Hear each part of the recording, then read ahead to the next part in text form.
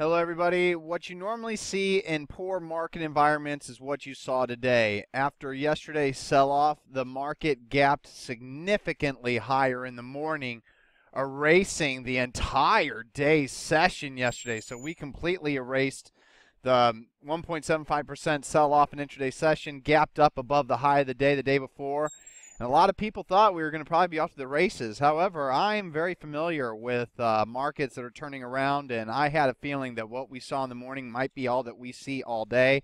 And as a matter of fact, that is indeed what happened as we sold off the rest of the day. We did finish higher on the NASDAQ, on the Russell 2000, S&P 500, and across the board.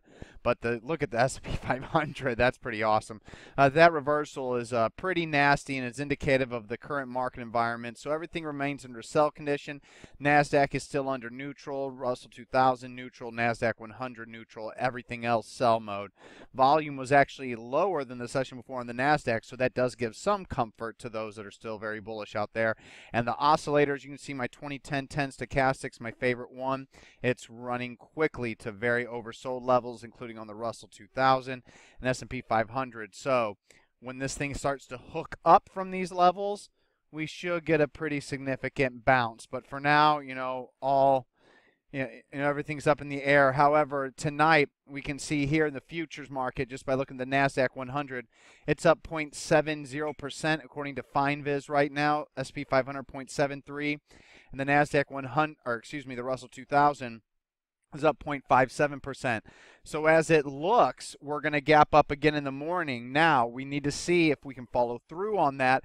If we follow through and can have a strong intraday session, strong final hour, and strong close, awesome. We probably have put in a bottom, especially since we continue to have so many long positions that have nice chart patterns. I'm just thinking of two off my head right there, but there's others. Here's another one, HCKT. It's not ugly yet. And then recent spec longs like CTRV keep working, and then EW turned around. BLKB, which the ad signal, did fine today, even though it gapped up. That's why we use limit orders, so we don't pay too much for the stock. So everything looks good. And on top of that, with the big gap down in the market, that allowed us, or gap up in the market, that allowed us an excellent entry into our biotech hedge position. So we had an amazing fill on that this morning, and we're actually up on that position despite the up day in the market. And if we use the recent lows of 27.64, and then now we can definitely use the 26.53 lows as our final sell stop, BIS, we've really reduced our risk in this hedge against our very long portfolio. Now, speaking of that, I did have some intraday sell stops hit. Tile closed below the 20-day moving average on above average volume, so that became a 50% sell signal if it moved below today's low a day. It did do that, so Tile was knocked out, but by an end-of-day basis, it's fine. CRI on an end-of-day basis is a 50% sell signal, but intraday I was already taken out as it's already closed below the 20-day moving average and was on watch by me. So CRI is a 50% sell. And then SWKS intraday, it traded below 94.21. By the end of the day, it's closed above it. So it is not a 50% sell, but unfortunately, it did go below 94.21. So I've been sold out of another 50%. Remember, the 200-day moving average is always our final line in the sand. So if SWKS closes below that, it will be a full sell. But it still has big enough gains from the beginning, even though we're not getting our usual, like normally the stock's up 100% before we start doing this, but SWKS came close, up about 97, 98%. So close enough for splitting hairs. And then on an end-of-day basis also, UVV finally closing below the 20-day moving average on heavier volume. 50% sell below these lows, 55.79. And then I would have another 50%. I had it here, but now that we have it here, I'm dropping it back down to these levels. I'm not sure, but my arrow's pointing to this day low, so this will probably where it goes, so I can give it a lot of room to work if the market wants to move higher. So 51.19 will be the final sell stop. 55.79 the first sell stop. And then also on an end-of-day basis, SIGM speculative closing below the 20-day moving average, confirmation close, this time with volume, 50% sell signal there. And then AVGO already got knocked out of 50% of my position. I'm going to put now another 50% of my remaining position below 123.72. But this was a 50% sell signal with the move below the intraday, and that did it right there.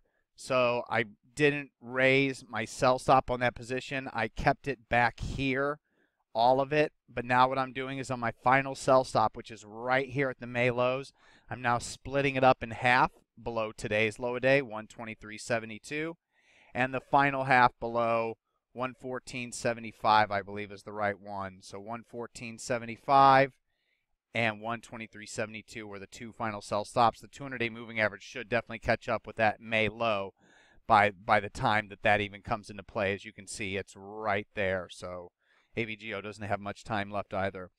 But besides that, we actually have no new long signals today due to the market reversal. The only stocks I did flag were AFSI, that's a Cancelim quality stock, and a pre-perfect speculator scan qualifier. Volume is way too low and the base is too short to go long a stock like this. In this market, the 20-day and 10-day moving average has to be touching the price on the pocket pivot point signal. As you can see on AFSI, it is not. Also, UPLD, I love the setup in this stock. Very, very thin stock. Doesn't even average 60,000 shares a day. So, it's not perfect. But hey, at least it's setting up nicely. And then Fold is another speculative biotech stock that is interesting to me.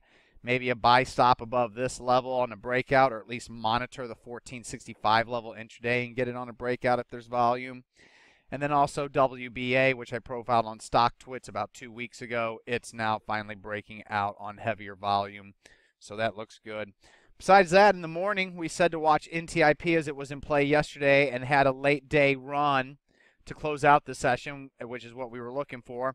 And then today it followed through up another 4%, but there's still some momentum out there. And then Wingstop, the best looking IPO chart as of yesterday. I can't even do it like that, so let me just do it like this. I flagged this one yesterday, made mention in the chat room that this one should be on watch tomorrow intraday as it could have some IPO momentum as there's not a lot of great bases out there. This is one of them. And boom, it was up at 1.11% today, closing up 10.68%. Not too bad. Now, I might need to buy back GIMO. I was shaking out a half of my position on this day, 7-7. You can see it reversed higher, closed well. It's now finding pretty good support above the 50-day moving average. I don't think I'm going to buy it back yet, but if it confirms this 50-day moving average bounce without going up too much tomorrow, I will be putting GIMO back on because I believe I've been shaken out of it, but that's the only one I can consider. And then there is actually an ad signal I am going to add to, and I wasn't until I checked after hours, and I need to check again to make sure. But IDI was looking good. It was around 1074 the entire session. So every time I updated my charts, IDI stood out. Remember, we're already long this stock back here. It's held up really well. Did not produce a pocket pivot point signal today. Pretty dang close, but huge volume surge. Max Green bop while it's made this base and on today.